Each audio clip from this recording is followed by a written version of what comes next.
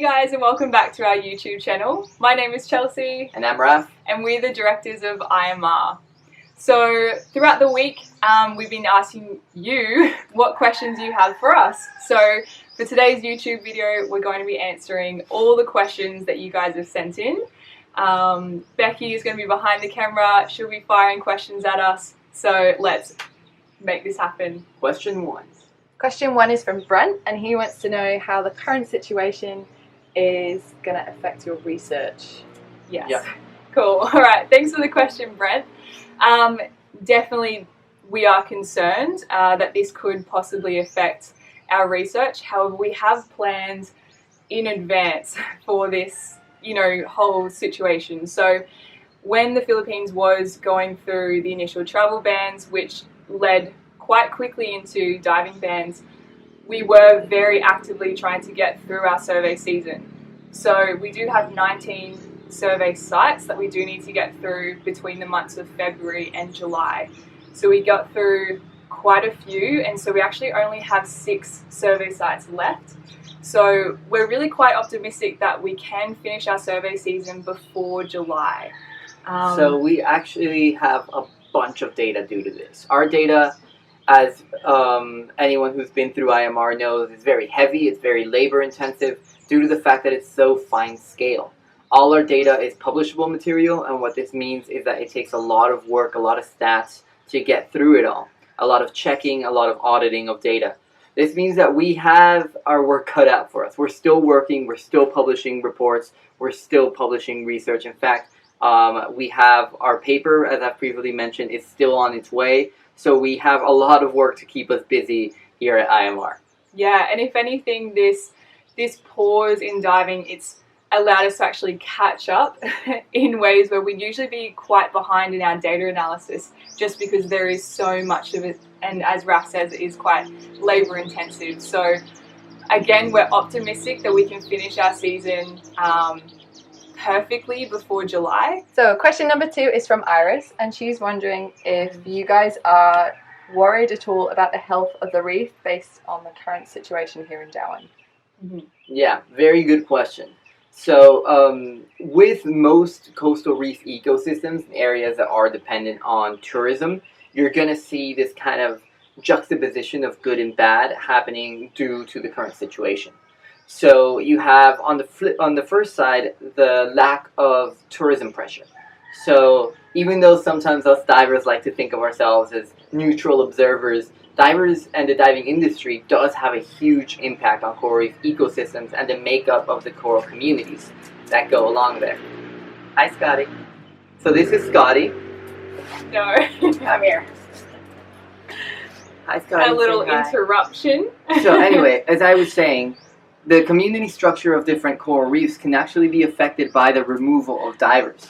And due to this, we can actually see a net gain in fish communities due to the lack of this impact. However, what we are concerned about is fishing pressure. Yeah, so here in the Philippines and Darwin specifically, there is what's called a fishing association. So what that means is that people are allocated the amount of catch that they can actually get, and there are only select people that can actually be a part of that fishing association. So during this period, what we hope is that as long as people are following the rules, and it is only the people that have previously been signed up Right. throughout this organisation, that they are the ones going out and catching the food. So we are pretty positive that this is what is happening. We don't actually have any eyes on the reef during this period. However, we do hope that the government is still, following along with these rules, that the fishermen are also following along with these rules to ensure that things are moving effectively, that our MPAs aren't being fished in during this period. Yeah, so basically it's just we got to hope for the best, right? We got to hope that these guys, we have talked to them before, we've had meetings with the local fishing associations. They seem very understanding when it comes to the relation between reef health and their own community health. So we really hope that they're doing the right thing, and we trust that they're doing the right thing. However, there's always going to be bad eggs, it's the way it goes. We currently don't actually have eyes on the reef due to the fact that we're very strictly following the community guidelines, which are being set out by the government at this moment. So we don't have any way to dive or even go out and snorkel to the beach right now. So that we are a bit worried about that. However, we trust in our local stakeholders to not put too much pressure on the reef during this time, knowing that they do depend on it for their subsistence. Exactly. I think something else that we could probably touch on in this point is for everyone to be really considerate about the amount of waste that you're producing during this period. Because of the quarantine procedures, we can't be going to restaurants, we can't be dining in and things like that. So takeaway options are everywhere at the moment. So I think it's fantastic that people continue to support local businesses during this time, but be very considerate that the amount of waste that is being produced right now is more than what we've seen in quite a while. Plastic pollution especially was something that was really on the downward spiral, and so now during this period it is starting to pick up quite a lot. Yeah. So I think that is something that we should be really quite careful with. Yeah, absolutely. And considerate with. Yeah. So all you guys watching out there, even though it is quarantine, please try to use as little plastic waste as possible, as little single-use plastic as possible. We know it's a dire situation and sometimes you don't have the choice, but just be considerate in this option for our oceans. So this is a question from Jess. She's wondering, Jess. Are you guys a couple? Ooh, Jess, great question. We are a couple, yes. We are engaged. We've been engaged for over 3 years now. Yeah. So yeah, we met over 5 years ago. We were both helping out at a marine conservation organisation. Yeah, science brought us together. Science brought us together in the Caribbean. So yeah, that was over 5 years ago. We were actually supposed to get married at the end of March. But did not happen for reasons that you guys pretty much guess. Exactly. So we are one of those postponed weddings due to the situation. But yes, we are a couple. Strong. Love and life. So this is a question from Stacey, and she's wondering, with everything that's going on at the moment, what does a normal day look like at IMR? Ooh, good question. Ooh. So our days, we've kept it pretty scheduled just for the sanity point of view, and we have a lot of work to do, as we've mentioned in the past question. So basically, wake up, everyone cooks their own food due to the fact that due to social distancing guidelines, we aren't allowed to have any local staff in. Sadly, we miss them so much. Mm-hmm. But everyone cooks their own food. We have a whole regiment of who waters the veggie garden. We have a veggie garden where we get all our own spices and a bunch of our food. And it's cherry tomatoes right now. Yeah, our basil tree is massive. Yeah. And then it's mango season, so we also have to go around picking all the mangoes that fall from the big trees that we have. Mm-hmm. And we then freeze them, use them to make all kinds of stuff. Yeah, so food is a big part of our day. It's a big part of the day. But then comes the science, which is the other whole rest of the day. So our lab is still open and it's still working hard. We are 7 people on base right now, actually, between it's 4 members of staff plus 3 kind of stowaways that have gotten caught in this mess and have decided to stay here with us. Mm-hmm. And we are pumping out reports, pumping out science continuously. Mm-hmm. So if you were to walk in here in the middle of the day, you'd see Chelsea, myself, or any of the other people who are here in that lab working on CPC, working on event measure, working on 3D modeling to try to get our results out, try to get our data out. Mm-hmm. Everyone has a report that they're writing at the moment, so we do have status reports that we release every season. So that's fantastic. We're getting through that at the moment. We're working through our first publication. Yep. So life on site is really busy, actually. But we are trying to make sure that we are keeping it fun.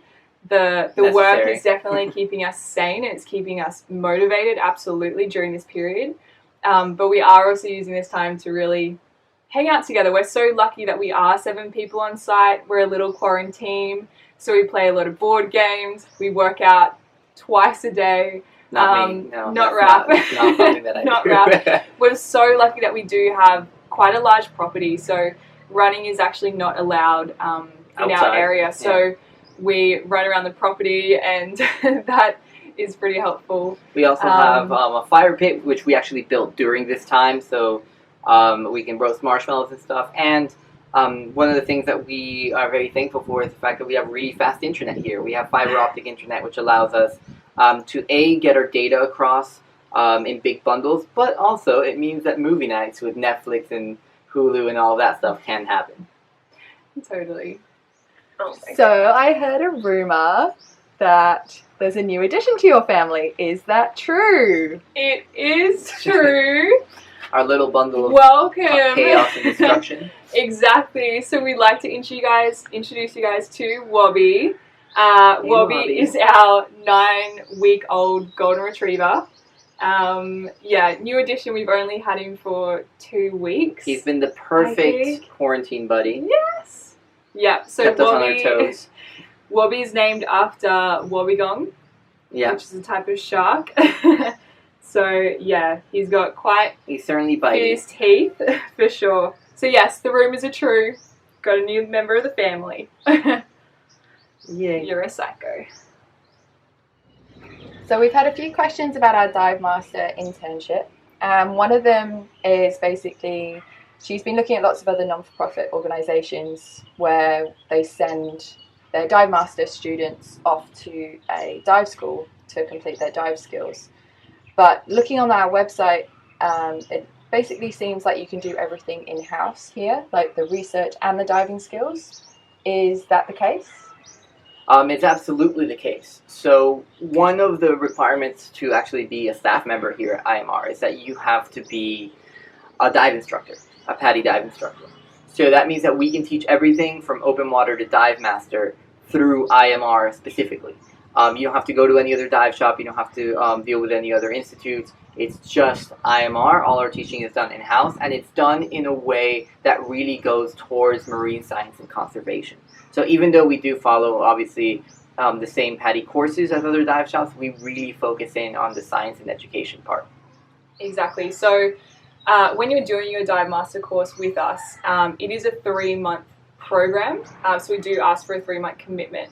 And what that means is that in your first month, you actually go through all of our research assistant training. So that's all the training that you need to be able to conduct all of our underwater surveys and also conduct all the data analysis in lab as well. So after that, you then essentially are partnered up with your lead mentor, which again is one of our staff members on site. It's usually our lead scuba instructor. Becky is her name. And so what that means is that you're not only with Becky during that period and being mentored by her, but at any point, because you are already trained as a research assistant, you can then assist in surveys that are going out in your free time. You can analyze data when you're not doing theory and things like that. So it means that you are very much a part of the IMR family from the beginning, and you don't really have to leave us at any point. You can very much be here on site with us and a part of everything to do with the day-to-day life, really. Now, having said that, one thing that we do offer is a lot of freedom. As Chelsea said, it's a 3-month course, but on the 3rd month, you really have the freedom to choose where you really want to focus your efforts. And this reflects a lot of other IMR courses. We really give you guys, our students who come, the ability to choose what you want to focus on. And if what you want to focus on is resort dive shop style diving, then luckily we do have 2 really awesome partners in Liquid Dive Resort and Atmosphere Dive Resorts, which allow us to, if you want to, be placed into different environments. Because you might be like, oh, I love the dive mastering in science and conservation aspect, but I want to get more of a 5-star resort type of feel. Then you can go to Atmosphere and do a course there maybe, or you want to go more towards the big dive shop kind of feel, and you can go to a Liquid. So you really have a lot of area to expand and to pick and choose where you want to focus on. Mm-hmm. Exactly. Cool. Thanks for the question. Yeah. Okay, our final question is from Reese, and this is a question for Raf. Reese. Raf, when did you become so handsome? Of course, that would be the question. I honestly think I've always been this handsome. At least that is what my mom tells me, that ever since I was a little baby. So I guess being Peruvian has a lot to do with it. And you know, scuba diving. Being Peruvian and scuba diving. Okay, that's what I'm going for. Hi, Reese. Thanks for making this awkward. Cool. All right. Now, luckily that was the last question. So thank you guys so much for watching this video. We will be doing more of these videos as questions pile up. So feel free at any time to on our YouTube comments down in the comments to just write down any questions that you might have for us, and we'll compile them over time and see if we can get another one of these videos out. Totally. If not, you can check out all the other videos we have on the channel. We have a bunch of different video series which you can check out, both on our research and on our data methodologies. So that's really cool. Yeah, no, this was fun. Thank you so much, everyone who did put in questions. And we'll catch up with you next time. All right, awesome. bye. Bye.